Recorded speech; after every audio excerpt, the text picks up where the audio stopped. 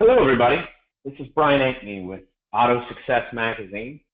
Hey, I really appreciate y'all taking some time out of your day today to join us. Got some great information for you. Today, my guest is Ron Morrison from Pure Influencer. And before we get started on today's webinar, I would like to share a couple things with you. First of all, if this is your first webinar with us, or if it's been a little while, they do make changes from time to time on how the questions work. If you are on a tablet, laptop, or a desktop, it's very simple. There's a pane that goes down the right side of your screen, and you'll see questions near the bottom. There's a little arrow right next to it. Click on that. It's going to open up, and it'll give you the opportunity to type in a question. Hit enter. Your question is asked. Now, we are going to hold the questions to the end of the presentation, but I do invite you to please enter the questions in as you think of them. And for two reasons. One, it's going to help me with context. I'll be able to make notes on when you ask that question. So at the end, I can help Ron to understand exactly, what context that question or which context that question came in with. And then number two, when we get finally to the end of the webinar, I'd like to have some good questions to dive right in, as opposed to waiting for people to type them in. So please type them in as we go. Now, if you're on a smartphone, Android and Apple both work differently. The different manufacturers of Android even work differently. So you're either going to have a header, you're going to have a footer, or you're going to have a picture frame that goes around your screen. Somewhere in there, you'll see a question mark. Touch the question mark. It's going to give you the opportunity to type in the question. Now, that's the simple part. The tricky part is coming back to the webinar. And so some devices, you can just swipe that question off the screen. It goes away. You're right back in the webinar. Other devices, you're going to need to look on the picture frame, header, or footer for an icon that looks like a desktop flat screen monitor. You're going to touch that. It's going to bring you back to the webinar. Now, just in case you get a phone call, something happens, and you get kicked out of the webinar. Now, this is on any type of device, computer or phone or any device. The link you use to join us today will bring you right back in. If you're not using your computer audio, if you are dialed in, the phone number that you dialed and the code that you used to join, those will both work the same. They'll both work. So just come right back in and join us. Secondly, before we get started, for all of you that have not yet joined AutoSuccess webinars, it's a group on Facebook. Just search for it, and it'll come up, request to be a member. In that group, you'll have the opportunity to interact with our speakers, with our AutoSuccess staff, and most importantly, with each other. Now we would love to know future topics that you want to see, maybe guests that we haven't had yet that you'd like to see. But the biggest benefit of this group is what you guys can share with each other. Every one of these webinars presents you with a complex topic with, a couple different to maybe 50 different steps to implement this change in your dealership. And now along that way, you're going to enjoy successes and you're going to suffer failures. But guess what? So is everybody else. So what I invite y'all to do is go to AutoSuccess webinars. If you did something that was great, share it, and maybe you can help somebody else to achieve. And if you had a pitfall, share it. Maybe you can help somebody else to avoid that pitfall, and they'll do the same for you. Now, today, our guest is Ron Morrison from Pure Influencer. I'm going to hand it over here to Ron in just 1 second. I got a couple announcements. One, if you have not been on AutoSuccess online lately, please do go check it out. Our new website launched on Thursday. A lot of great content. It is a really impressive site. Secondly, our new newsletter format comes out today as well. So with that being said, I'd like to hand it over to Ron. Please take us away. You got it, Brian. Thank you. And hello, everybody. Good morning and good afternoon, depending on where you might be across the country. And Brian, thanks for putting this together. We appreciate the opportunity to be here with you.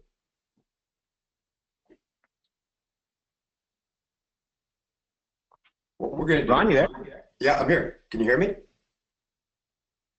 Hello? Yes, I think you are you on speakerphone? Would you mind coming off speakerphone? We're at the same connection we were a second ago. Okay, you sound good now. Okay, good. All right, wonderful. Well, that's good. We want to make sure everybody can hear me. And again, Brian, thanks for having us, and we're happy to get started. Let's get rolling because I know that it's a Tuesday, early in the month, and people want to get back to selling cars. So let's talk about that. Sound like a plan?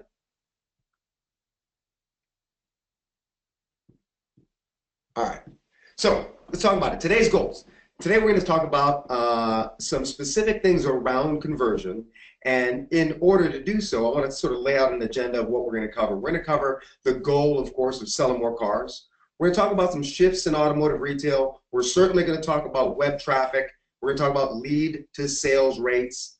We're going to talk about this notion of an engaged visitor, and we're going to have a little lab where we can look at some real world results. We'll talk about influencing those engaged visitors, and then we'll look at a couple of conversion platforms. So having said that, let's jump right into it. Number one, the goal, of course, is to sell more cars, right? And most vendors, most dealers, most general managers, marketing directors, everybody points to that sort of true north, sell more cars and perhaps maybe sell more cars profitably, but really that's the goal. And lately we've been hearing about sort of this down market, sort of this flat market, sort of the SAR being down. And our motto here at Pure Influencers, SAR down, sales up, because it's really about strategy and adapting to what's happening in your market, exclusive to you rather than the rest of the country, and leveraging what's happening within your audience, your target audience, in terms of what you're going to do in terms of selling more cars.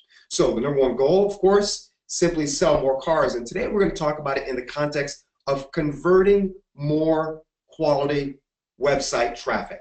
So all of us have a lot of website traffic. Some of us get very few leads, anywhere between 1 to 2 to 3% of those, all that website traffic converts to a lead. And what we're going to talk about is getting more quality leads from that traffic. And we're going to have a stronger appreciation for driving more quality conversions. Now, when we talk about conversions, it's sort of a subjective approach, right? Oftentimes people say, well, what is a conversion?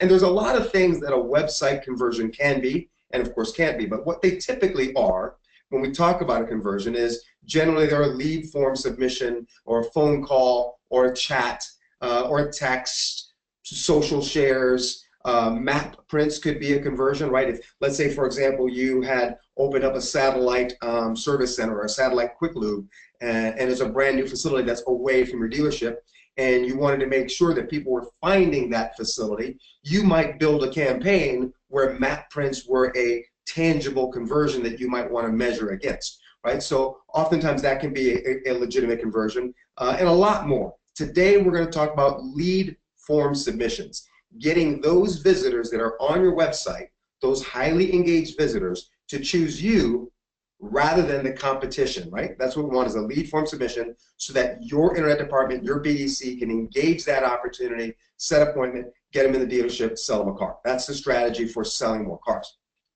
In that strategy, we have to recognize that there's been some undeniable shifts in automotive retail. And let's cover those shifts as we think about conversion, right? So the first shift, of course, is our industry, automotive retail, is a mobile-first industry. Significantly more traffic, more leads, more engagement are coming from mobile devices and tablets. So when we consider conversion, we've got to consider the fact that we're in a mobile-first industry. Also, we have to consider Google's right move, right? Nearly a little year ago, Google made the move to eliminate the right rail. That right rail's gone. And they did it for a variety of reasons, but more importantly, what that means is the things that we want to present to an in-market customer, the methods that we want to use for search engine marketing, for paid search, for retargeting are vastly different. And Google made that move not because they wanted to lose revenue, right? They had a lot of revenue, a lot of opportunity with that right rail. But what Google knew is how people behaved today online. Google said, hey, listen, there's a difference in how people shop, particularly in retail, us included, automotive retail, and Google made that move to facilitate how people shop. And so it's important that we recognize that they don't shop the way they used to years ago, right? Also, speaking of years ago, the internet today drives your showroom. This is from a study of 2015, a Cox automotive study that talked about the internet continues to be the top source for shopping. There's no surprise there, right? As we all read that article and went through that study, no one was really surprised to identify that the internet's the #1 source for shopping. But what is interesting is the internet is the most effective source leading to the dealership. Significantly more than prior experience, significantly more than drove in or walked by, certainly more than direct mail, newspaper, television, radio, print, all put together. What people see online dictates to a large degree, what dealership they're going to go visit, right? So that's also important, major shift in retail. And then also important is to recognize that buyers are going to find you whether you like it or not. We're talking about 20, 30, 40, 50, $60,000 vehicles. We're talking about a tool, a mobile device, a tablet, a desktop, and also a search engine that makes it all too easy for buyers to find all the information they need, find all of their options, and get a lot of that homework done. And they're going to find you online whether you like it or not, right? So it's important to recognize that you've got a lot of traffic, particularly a lot of organic traffic, certainly more traffic than you could ever sell to. And what we want to talk about is how we convert that, because our buyers are going to find us, and when they do, how do we get them to engage and convert to us? Conversion, of course, is the issue. Conversion, not traffic, is our challenge. I like to joke around and talk about the fact that buying a car from your dealership was great, except that you were so difficult to find on the internet. No one's ever said that, right? No one has a bad review from somebody not being able to find them online. Your customers are going to find you online. Your opportunities are going to find you online. What we want to do is be able to delineate between those tire kickers and those really engaged shoppers, those people that are going to buy within the next 1 to 30 days, and get them to choose us rather than your competition. That's the objective, right? So there's more traffic than you can handle. Yes, it's true that some dealerships need a little bit more website traffic, but in reality, they need more quality traffic. Yes, it's true that some dealers need more leads. Again, more quality leads. What we want to be careful of is not just driving more leads from your website that reduces the opportunity cost for your internet department or your BDC, right? Driving a lot of leads of tire kickers means your internet department, your BDC spends a lot of time chasing down non-responsive or slow responsive leads, which means they're losing time chasing down those high quality leads. So that's really important. And of course, all dealers need a lot higher leads, right? We look at, oftentimes when I talk to a dealer or an internet department, I'll talk about their lead to sales close rate, and they'll talk about it being 10%, 11%, sometimes 12%, but the industry standard is 10%. And we call it an average, and the sad thing is that's just an average performance. There are a lot of stores that perform significantly higher than the 10% industry average because they work to change the lead mix. They work to make sure that more of their leads are quality leads rather than just a lot of quantity leads from website traffic. So that's important that we consider that number and we watch that number. So if we're going to watch that number and if we're going to increase our website to lead sales rates, who's responsible in your store for that increase? Who's responsible to say, hey, listen, our current rate is 10%. We need to get it to 12 to 15 to 20 to 25%. Who's ultimately responsible for that number? Well, we would argue and submit to you that that person is your general manager first and foremost. A lot of times that lead to sales rate responsibility gets pushed down maybe to a GSM, worse to a marketing director or an internet department manager. It's not that those people aren't capable, but if our general manager is leading the direction, setting the course for strategy and marketing, if our general manager is dictating budget and strategy around that budget for marketing, then our general manager should also be held accountable and be most responsible for that lead to sales rate, because that's where the rubber meets the road. That's where your investment turns into a return, right? So what a general manager needs to do, of course, is set an internet sales volume and internet sales rate monthly objective. Everyone in his store needs to know this is the number of units we want to sell from our website, and this is the internet sales rate that we're looking for. And then hold managers accountable to that particular objective. The other thing a general manager needs to do, needs to make sure of, is that there's a clean, effective, measurable lead to sales response strategy and inspect it. Again, this can't be something that gets sort of left to another manager. This is something that a general manager needs to participate in, needs to inspect it, needs to inspect it with the entire staff and make sure that that lead to sales response strategy is effective, it's measurable. And if you don't have a strategy like that, I'd encourage you to reach out to some of the consultants that are in the industry that have great success and great ability to help you get that process put in place. People like David Kane, Gary May, the PCG group, and more. And then, of course, identify poor performing campaigns, campaigns that take away opportunity costs.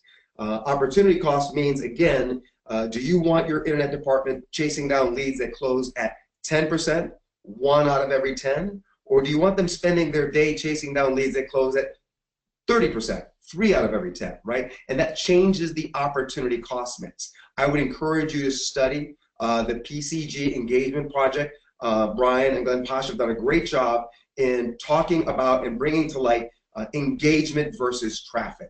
I would strongly encourage all of us to continue. Many dealers that are leading in the industry have moved far away from sort of nebulous reporting around click-through rates and cost per click and bounce rates that really don't do much for your dealership other than maybe give your vendor, your search engine marketing vendor, a pat on the back, but it's not necessarily doing much for you. What does a lot for you is cost per engagement, engagement per session, 0 engagement per page, form completion rate, all these new metrics, these sort of 2017 metrics, help you drive more conversion from your website rather than just driving traffic to your website and living with the same average conversion rates, right?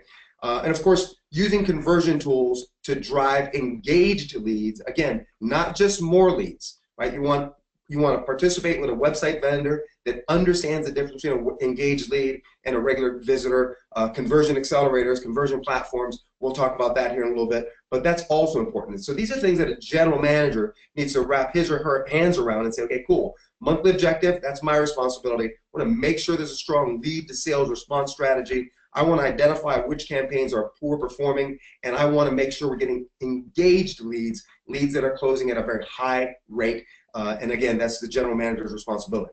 So what's an engaged lead? We talk about it a lot, I do. An engaged lead is somebody that spends quality time reviewing 1 or more of your vehicles. An engaged lead is somebody that's returned to your website several times in the last day, week, month, maybe even an hour. And more importantly, an engaged lead is somebody that is not naturally converted to a lead on your website, right? So we all have lots of traffic. Let's say, for example, we're talking about a website that has 10,000 unique visitors. 20% of those sales-related visitors, 20% of them are what we call engaged visitors, or more specifically, market buyers. A market buyer is somebody that's going to buy a vehicle in your market from your competitor, maybe your off-brand competitor, maybe a third party, maybe a private seller, but they're going to buy within the next 30 days. A lot of those people are, if not all of them, are on your website or your competitor's website and back and forth. The idea is, as that fish swims by, so to speak, how do you set the hook, how do you set the bait to make sure that person then is willing to give your dealership a shot, right? So here's some detail around an engaged visitor. An engaged visitor, highly engaged visitor, most likely shopping you, shopping your competitors, OEMs, third-party sites, etc. What our technology looks at, and we'll get into this in a moment, are a variety of what we refer to as algorithm elements that help the technology identify when there's an engaged visitor on your site. Things like session duration, page duration, the scroll depth on your VDP, the model sequence, what model sequence did they look at, what page did they land on first, what page did they go to next, the original destination page. All of these things and more contribute to the algorithm that help identify, hey, here's a visitor that is very likely to buy a vehicle in the next 1 to 30 days. We want to do all we can to identify that visitor and then get that visitor to raise their hand and choose us, right? And so that's the sort of the strategy there. And this strategy is really lifted from Google and Bing and Yahoo, right? Google does the same thing in a very indirect method. Google says, hey, when we see somebody in our browser, based on what they're doing, based on what they're searching for, based on their behavior, we're going to serve up an offer, be that a paid search offer, be that a retargeting message, be that a video, what have you. So it's looking at behavior online from a specific individual. We're doing the same thing, but we're taking that rather than in a search engine, we're leveraging that technology inside of your website to look at that behavior and say, aha, here's a person that we need to influence in one way or another. And again, as we look across the entire country, for our dealership across the country, we find that on average, every dealership we work with, 20% of their traffic, it falls into that fully engaged category. So let's break that down. Let's break down what 20% of an engagement number looks like for you. Let's say, for example, you're a dealership that has 10,000 monthly unique visitors. Well, that 20% breakdown says 2,000 are engaged, or what we call market buyer visitors. 2,000 people of your 10,000 unique visitors are going to buy somewhere in your market in the next 30 days. Your brand, off-brand, independents, private sellers, what have you. So there's 20% of the people that are visiting your virtual property. They're walking through, they're passing your website. 20% of them are actually in market to buy within the next 1 to 30 days. Now, if your website converts industry average around 2% of your monthly unique visitor conversions, that means you're converting 200 of those 10,000 unique visitors. That might look good on the surface. However, when we compare that to your engaged buyers, when you look at your 10% lead to sales rate, now what we're talking about is only 1% of those engaged buyers are buying from you. That's a really poor number, right? We're talking about 2,000 people who are ready to get into a brand new piece of metal. They're ready to buy in your market, and they're on your website. They either are there or had been there before they made a choice. And we're only getting 1% of those opportunities. So what we want to do is increase this 10% lead to sales rate so that we can increase this 1% engaged buyer sort of visitor rate. That's what we want to do there. And when we look at that, it's important to recognize that they're there visiting your site and lots of other sites as well. We've all heard the phrase, think with Google. Well, it's more important that you believe Google rather than just think with them. Believe Google about what they have been telling us about how people shop. I talk to dealers all the time that literally believe that because they spend money in paid search, that the traffic that gets to their site got to their site first, or maybe was at a third-party site than their site. Actually, our data shows that the vast majority of paid search visitors on your site not only got to your site, but were at your competitor sites prior to being on your site.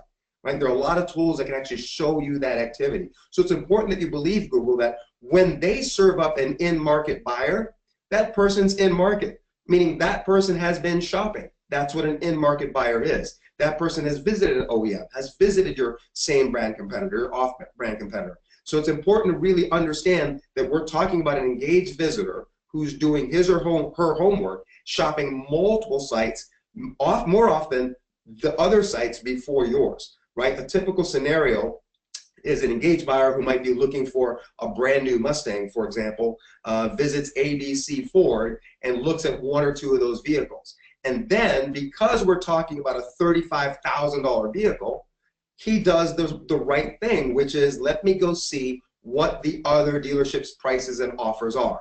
And so then he or she visits your site and the next site, etc.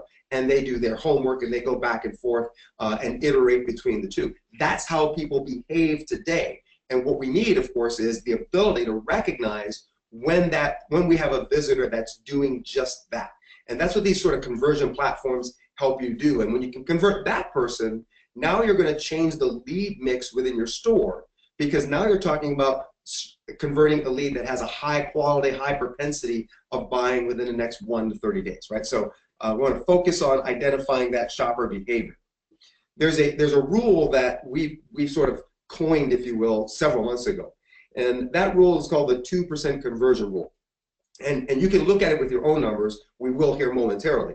And that rule goes like this. Any 2% increase in conversion rate of engaged visitors sells more cars than any 20% increase in quality website traffic. So let's break this down for a second. There's 3 words that are key. Sells more cars. That's the purpose of your website. That's the purpose of your marketing budget. That's the purpose of why we're in the dealerships, right? We're there to sell more cars. So if that's the objective, then what would drive more car sales? Would driving more website drive more car sales? Or would driving more conversion rate? And so you can see here, any 2% increase in conversion rate of your existing engaged visitors are going to sell more cars than any 20% increase in quality website traffic. Oftentimes when we get dealers that ask us in helping drive website traffic, our first response is to pause and say, well, let's take a look at your current conversion rate, and let's look at your lead to sales rate. because that's where the better opportunity is. It costs a lot less money to do that. And of course, it sells more cars, right? So we're talking about traffic versus engaged visitors. Your site has thousands of unique visitors, but not as many when you exclude bots. Certainly fewer still are what we call highly engaged visitors. So what we're going to do is we're going to take a look at, we're going to jump into a quick lab and see proof of this concept. Let me just jump over to a page here for you. And we're going to jump over to this particular page right here. All right, so this is a URL, by the way. You can find it on our website. It's under pureinfluencer.com, and it's this little thing called proof. If you need your own proof for your own numbers, right? And so this is where we help a dealer explore the conversion rule, which is any 2% increase in conversion rate of engaged visitors sells more than any 20% increase in quality website traffic. And so we use this tool. There's a compare cost tool and a compare opportunity tool where you can look at your own numbers. So let's start with comparing costs as we evaluate this rule, right? So let's say, for example, that you're a dealership that has 12,000 unique visitors. I'm going to stay focused on this vertical column right here. And let's assume, for example, that your cost per click on average is $2, and you can move this anywhere you want. We're just going to leave it here for discussion purposes at $2. And let's say you're thinking about expanding your budget to let's say you're gonna add another $3,000 in budget because you want to drive more traffic, right? You've had a vendor that said, hey, listen, there's a lot more opportunity. You need to drive more traffic. Here's what we're doing for your neighbor, and we think you should spend a little bit more money to get a little bit more traffic. And you say okay to that. Many dealers do today. And let's say that your website conversion is at the high end of that piece. Let's say you've got a really strong website converting real well, and it converts at 3%. What that means is if you spend that $3,000 with a $2 average cost per click, that means you're going to get about 1,500 new visitors from your campaign. The truth is, of course, you're going to cannibalize some of the organic visitors that you were going to have, but let's just use Google's math as it is. So here's 1,500 new visitors. That means with that website, 3% rate, you're going to get 45 new leads. At the industry standard 10% lead to sales rate, that means you're going to sell 4 more cars at a cost of $666 per unit. That's at 12,000 unique visitors, an additional $3,000 spent. Now, let's look at what would happen if we focused on your engaged shoppers, right? Again, just 20% of your existing traffic are highly engaged. So there's 2,400 people that are on your site, that have visited your site, that are going to make a buying decision in your market, your brand, off-brand, etc., in the next 30 days. So what would happen if you were able to win or influence just 5% of that number? Typically, we can influence about 25%. Well, let's look at the low end at 5%. That means we're going to influence another 120 people for about a spend of about $1,000, a third of what that paid search budget is. So the advantage is you go from 45 leads to 120 leads. It's a 267% lift. Typically, these leads close at a significantly higher rate, 20, 25, and even 30%. The reason for that is we're delineating and serving up leads and offers only to these highly engaged shoppers. So now you go from 4 units sold to 24 units sold at a cost of $41 per deal versus $666. So that's one way to look at it. You can look at it from a cost perspective, what it's costing you at the store. The other way to look at it is opportunities, right? So let's take that same 12,000, and here's your existing website performance without whether it's our tool or another conversion tool, whatever it is. And here it is, our conversion platform, side by side. So there's those 12,000 unique visitors. There's that 20% that are highly engaged, converting at 3%. That means with or without a conversion platform, you're going to be at 360 leads. However, as we already talked about, there's that 2,040 unconverted opportunities. What that means is 2,400 are really engaged. You've converted 360. That left the remaining 2,040 unconverted engaged opportunities. And as we apply our rule, or as we look at the rule where it says any 2% increase in conversion rate, well, let's take a look at that. So let's take 2% of that, 48 of that number, right? So we're trying to get 48, 2% of that number. Now we're jumping from 360 to 408. Even if you remained at a 10% close rate, and it was apples to apples 10% close rate, for the very same effort in time and money, what's going to happen is you'll sell, there it is, 36, right? 36 deals at 72,000 versus 81,000. What's great about this is you can plug in your own numbers, and ultimately you can see that it works even for a small store. Let's say, for example, you're a store that has only 9,000 unique visitors, right? And you run that down. You can see the difference here. If your lead to sales rate is 10% and you've got 270 leads, you're going to get 27 deals. 306 leads, you're going to get 30 deals. So you ask yourself, I presume most of us that are on this call at a dealership are paid by units sold, right? We all get paid on commission. So I would assume that you'd rather have $61,000 for the same effort than $54,000. And it gets even better. What we find oftentimes is once a dealership locks in a strategy for converting more of their existing traffic, they're able to do something cool, and they're able to do it very confidently. And that cool thing is they're able to take budget away from their marketing strategy. So watch this. Instead of driving 9,000, let's say we spend a little bit less and we're driving 8,000, right? Even spending less money, we're outperforming with a conversion tool than had we not done anything at all. We can back it down to 7,000. We'd say, wait, $2,000, right? So back that down to 7,000, and we're still outperforming. So what happens is, as dealers get the hang of converting more quality traffic, also increasing their lead to sales rate, they can say, hey, look, the overall objective is to sell more cars, not drive more traffic.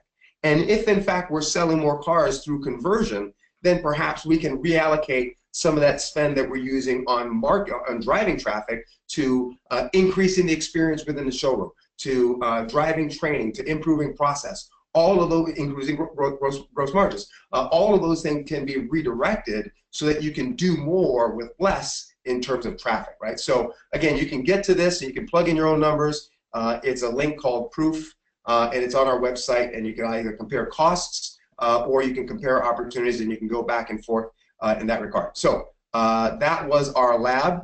Now let's talk about, we've been talking about engaged visitors. Now let's talk about how we influence an engaged visitor, right? So your website or a conversion solution really should do that. Algorithmically, you should be able to influence an engaged visitor. The reason is you can't stand over their shoulder and do it, right? If you think about this, let's assume, for example, that you were standing, picture yourself standing in a Starbucks line, and the line is a little bit long, as they typically are sometimes.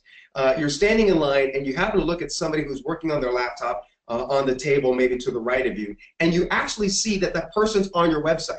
You actually can see that they're looking at one of your VDPs, and it's kind of amusing. You're standing in there in line, and you're, oh, cool, that guy's looking at one of my products. And then he or she leaves your website and looks at your competitor. And you see that happening. And you see them looking at your competitor's site. They're looking at a little bit more detail on a VDP. You can feel your heart rate racing a little bit. You're like, really? Come on, man, go back to her. And they go back. And right there when they go back, if you could, would you not hand them your business card, or maybe make some subtle comment, or hey, by the way, here, I can help you. Here's what I do. Or at least you'd want to, right? You'd want to nudge them in your direction if you could see that behavior.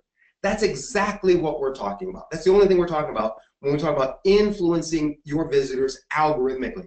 It means in the middle of the night, when nobody's there, in the middle of the day, when it's at their workplace or on their mobile, when they're doing just that example at Starbucks, you want to be able to sort of give them a nudge. You want to do the very same thing that Google says you should do with retargeting, right? Yahoo says you should do. Everybody says, hey, listen, when we see somebody that has a little bit of interest, we want to serve up this, be that this being a paid search ad, retargeting ad, a video, what have you, because the data and the algorithm says the timing's right to give this person a nudge. That's all we're talking about here. So what we want to do, of course, is we want to do it timely, right? We're all familiar with pattern interrupt strategies on the telephone, pattern interrupt strategies on the showroom. So that's what we want to do here. We want to pattern interrupt. We want to show them something at the right time that's going to catch their visual attention, and as they catch that visual attention, they're forced to consume the offer, meaning they're forced to read the offer whether they like it or not.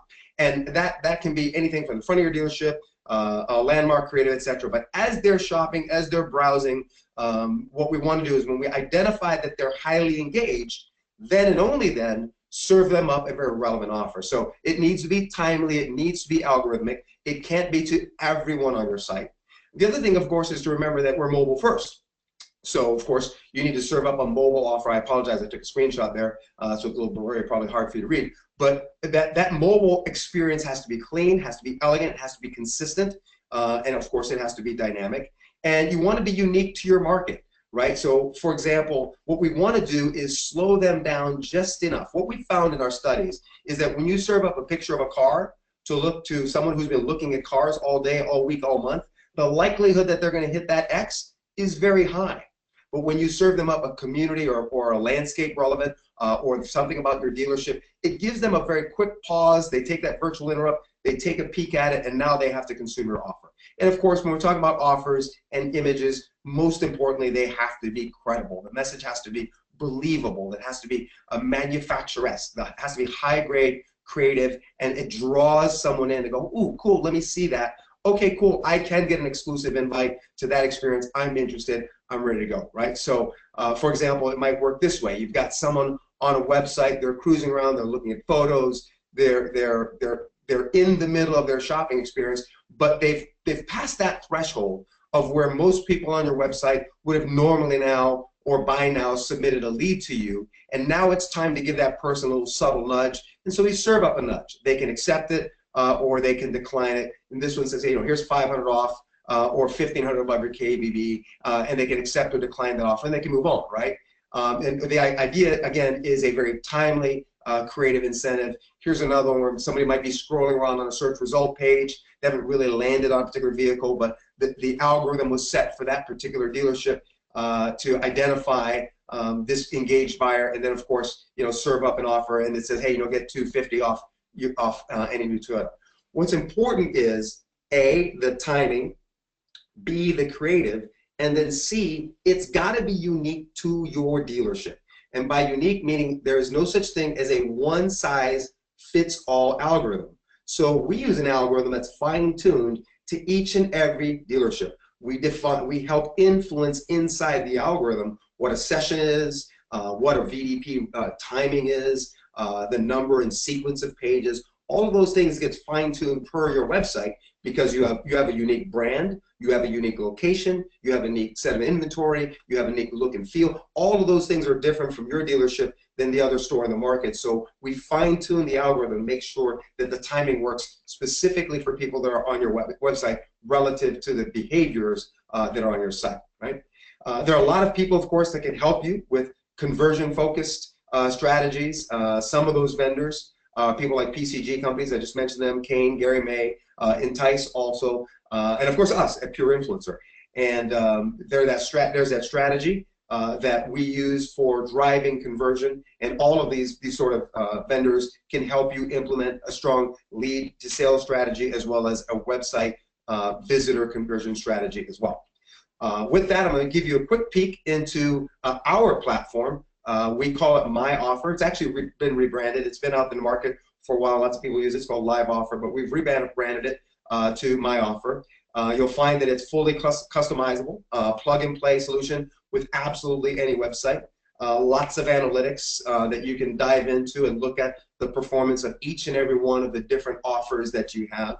Like I mentioned, it's got a customizable asset library. We build an asset library for someone. It's completely customizable, and you add and edit your assets library along the way. Of course, we have our own proprietary site behavior learning algorithms. You can add and edit templates along the way. And when we talk about customization, I want to give you a quick peek here. One of the things that's important is the ability to dynamically change, edit font. I'm not going to change this one as this is live for this dealer, but literally in real time we could change that image, we could change his logo, We can change the text on this offer. We can change the font size. We can change, you can, by the way, I know I said it, either we can or you can. Oftentimes it's either our dealers do it, we do it, our marketing partners do it. You can limit by make, by model, by years. You can include or exclude URLs. You can choose to turn on this sort of exit intent if you want to show it on when they leave, etc. So a lot of things that we do that make it unique to your dealership, unique to the offer, and of course you can build assets to your heart's content. You can look at any number of assets and say, cool, I want to add more assets and more creative, and then of course you can change them dynamically on the fly, add them. But all of this does, what it does, is it makes these offers very unique, very relevant to your most perfect audience, and that perfect audience are the people that are on your website looking at your vehicles. And of course you can do service specials, you can do sales specials, unlimited number of layouts, a lot of platform reporting, etc. Just for the record, we sell this product at $9.95 a month. For $7.50, what we do is we set up, as you saw, the full library. We do all the dynamic fine-tuning to your website. We tune the algorithm specifically to your site. For those of you that are on the seminar today, anybody that has interest, of course, we're offering a webinar special where we're taking $100 off that monthly rate. And of course, there's no long-term contracts. You're able to sign up, and there's a 15-day out with our My Offer platform. Obviously, there's a lot more in the platform. We're not going to cover that in detail today. I want to give you some suggested resources that I would recommend that you look at, particularly when you get this presentation. Time to Improve. You can look at a blog that we put together that talks about why we need to move away from that industry standard 2% close rate, or conversion rate rather. You can revisit Google's car buying process to help familiarize yourself with the way people shop today. It's vastly different than it was a long time ago back in 2016. Today it's very different. Here's some pop-up rules. Oftentimes we get people saying, hey, listen, I heard that Google will penalize you if you have pop-ups on your website. Nothing could be further from the truth until you read the Google's rules. Google's rules are, number one, related specifically to mobile. Number two, related specifically to persistent behaviors that happen on your homepage. We have the ability, of course, to exclude home pages, limit rather than persistent, all those sorts of things. I mentioned the PCG engagement project. Strongly recommend you read that piece that helps talk about the new sort of dynamics, the new leading indicators of performance in campaigns today. And so I'd recommend that you review that as well. And then, of course, some opportunity cost improvement action items. Call this homework, if you will, right? The first thing I would recommend for yourself is that you generate a lead source close report for the past 90 days.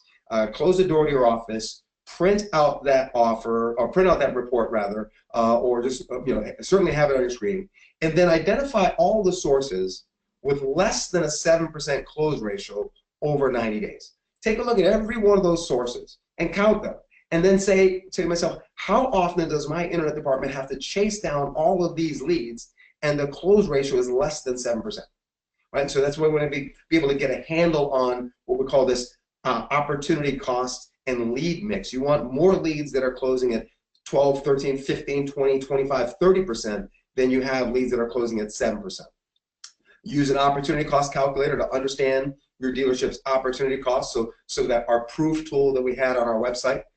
Review your findings with management. When you see it, it's not something that you just take a tack and stick it on the wall in front of you. Actually go sit down with a GM, sit down with your dealer principal, and say, hey, this is what I found. And it looks like if we make these adjustments, we can move quicker towards more quality leads. Our internet department will be more focused, or will be winning more opportunities. And then lastly, I would encourage you to study the PCG engagement project. So this is sort of some homework to get your head around where you are, and then help identify where you need to move to get to driving more quality leads, which will get you more sales, which means that in your market, in your dealership, you won't have to worry about a flat market or a down market or even an up market. You'll be able to outperform your previous month, your previous year, and be able to outperform your competition, right? Because that's what it's all about. So with that, let's chat. I want to open up to any questions or comments that the audience might have. All right, Ron. That was a great presentation. Everybody, this is Brian with AutoSuccess.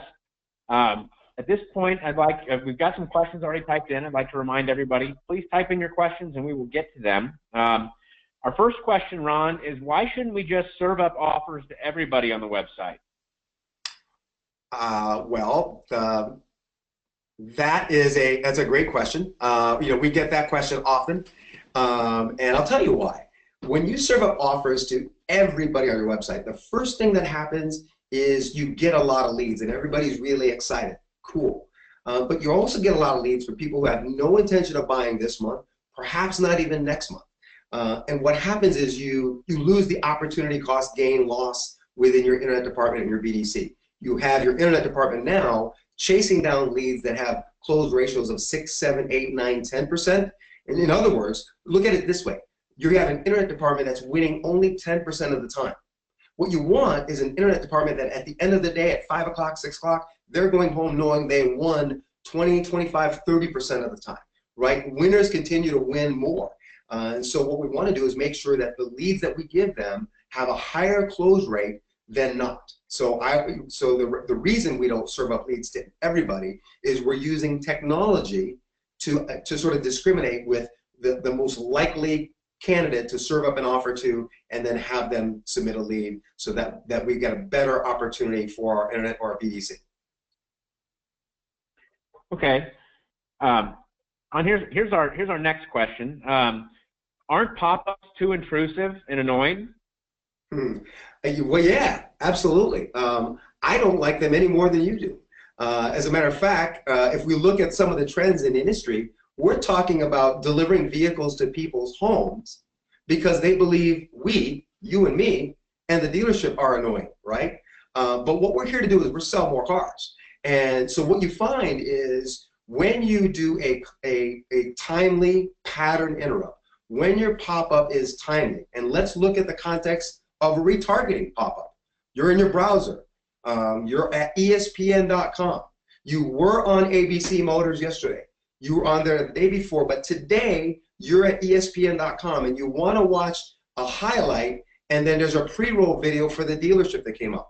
Yeah, it might be annoying, but then again, a lot of people go, hey, that's that car I'm interested in. They click on it and they take it back, and you win as a dealer. It's that very same concept.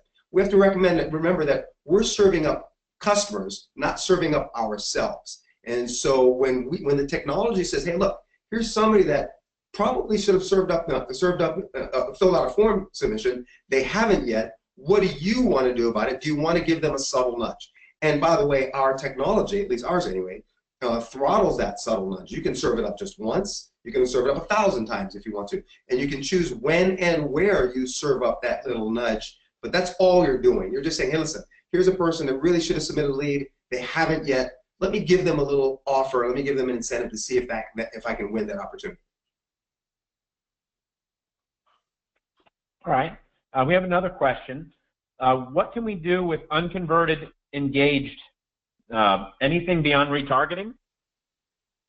Well, if you have an engaged lead, if I understand the question correctly, if you have an engaged lead and they haven't converted to a sale, naturally you're going to use your existing sales processes, whether it be 7, 14-day, 2-day, whatever process you have for follow-through with that opportunity. When it comes to the unconverted website visitor, absolutely you should retarget that visitor. What we recommend is that you not retarget all your visitors, you retarget only your highly engaged visitors. And there are a variety of platforms that allow you to do that. We can help you do that as well, but that's also important. What we found is that one of the challenges with retargeting is that oftentimes we measure it based on a click-through rate. So I would tell you, number one, retarget those highly engaged visitors. Number two, don't necessarily measure the value based on click-through rate, and here's why. Only 15% of the US population click a banner intentionally. Write that down. Only 15% click one intentionally. What that means is 85% of the people that buy vehicles from you that saw your retargeting didn't click on it. That means that 15% number is meaningless. What it means is if you had a vendor that said, I got 100% click-through rate, that's 100% of only 15% of your audience. So A, if you're going to do it, make sure that your strategy is around branding and reinforcing your dealership, because they're unlikely to click it intentionally. So look at the content, look at the creative, and then again, make sure you're serving up only that traffic that was either highly engaged or at least they were only sales related traffic, not all of your traffic.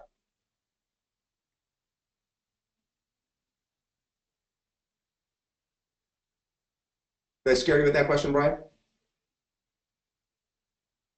Nope, sorry about that. I had a little technical difficulty. Well, Ron, it looks like that is the last question that we have today from our guests.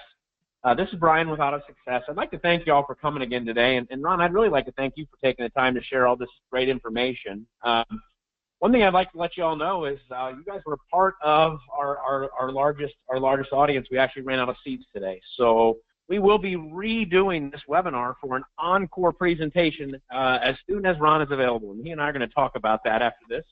Ron, is there anything else that you'd like to share with our audience? No, I think I covered it in respect to conversion strategies, and looking forward to talking in more detail with any of the audience members and helping wherever we can. Okay. Hey everybody, thank you for coming. If you found this AutoSuccess webinar valuable, you're going to get an email from me thanking you for coming. Please reply, and I'll make sure to get you an invitation for other people in the dealership to come on the encore presentation of this webinar, because we run out of seats. And then also, if you have not joined AutoSuccess webinars yet, please do. It's the group on Facebook. You can suggest future topics as well as interact with each other and our speakers. Everybody, thank you for coming, and please join us again for a future AutoSuccess webinar. Have a great afternoon. Goodbye. Thanks, everyone. Bye-bye.